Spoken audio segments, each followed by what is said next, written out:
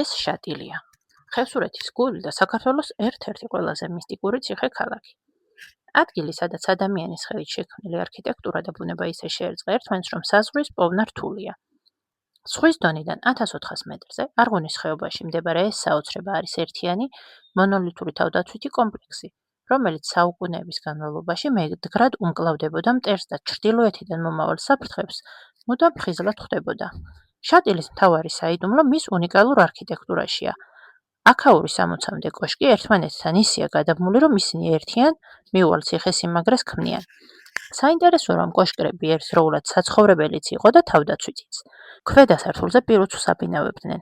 შუა სართულები ოჯახს ეკავა, ხოლო თავზე სათოფურებიანი საბრძოლო ბაქნები იყო მოწყობილი. ყველაზე საოცარი კი შიდა კომუნიკაციაა. კოშკები ერთმანეთთან გადასასვლელებითა და ტერასებითაა დაკავშირებული. ეს ნიშნავდა, რომ მტრის თავდასხმის შემთხვევაში შატილელებს შეეძლოთ მთელი სოფელი ისე შემოევლოთ, რომ გარეთ ერთხელაც არ გამოსულიყვნენ. შატილი თავად იყო ერთი დიდი ცოცხალი ორგანიზმი. შატილის კედლებს უამრავი ბრძოლა ახსოვს, თუმცა საქართველოს ისტორიაში განსაკუთრებით ოქროს ასოებით ჩაიწერა 1853 წლის ზაფხული. ჩეჩნეთის წინამძღოლის შამილის ერთ-ერთი ყველაზე გავლენიანი მებრძოლი ახვერდიე მაჰმადი 5000 კაციანი მხედრობით მოულოდნელად თავს დაესხა შატილს. ციხეში კი ამიროს მხოლოდ 70-მდე ხევსური იმყოფებოდა. მათი ნაწილი კი ბავშვები იყვნენ. ყველას იარაღი არც კი ჰქონდა. მაგრამ მათ წარმოუდგენელი წინააღმდეგობა გაუწიეს მტერს. 3 დღის განმავლობაში იცავდა ეს ხალხი შატის 5000 მებრძოლისაგან.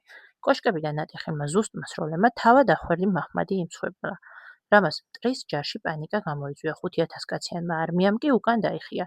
შატილმა კიდევ ერთხელ დაამტკიცა, რომ მისი გადახვა შეუძლებელი იყო. დღეს შატილი იუნესკოს მსოფლიო მემკვიდრეობის საცდელ სიაშია. მიუხედავად იმისა, რომ საუკუნეებმა და მკაცრმა კლიმატმა თავისი კვალი დაატყო, ეს ფიქალის ციხე-ქალაქი მაინც საოცრად გამოიყურება. ის არ არის უბრალოდ ტურისტული ადგილი. შატილი არის სიმბოლო ქართული სულისა, გამძლეობისა და იმ უდრეგი ხასიათისა, რომელმაც საუკუნეებს გაუძლო და დღემდე ცოცხლობს ამ მკაცრ, მაგრამ ულამაზეს მთებში.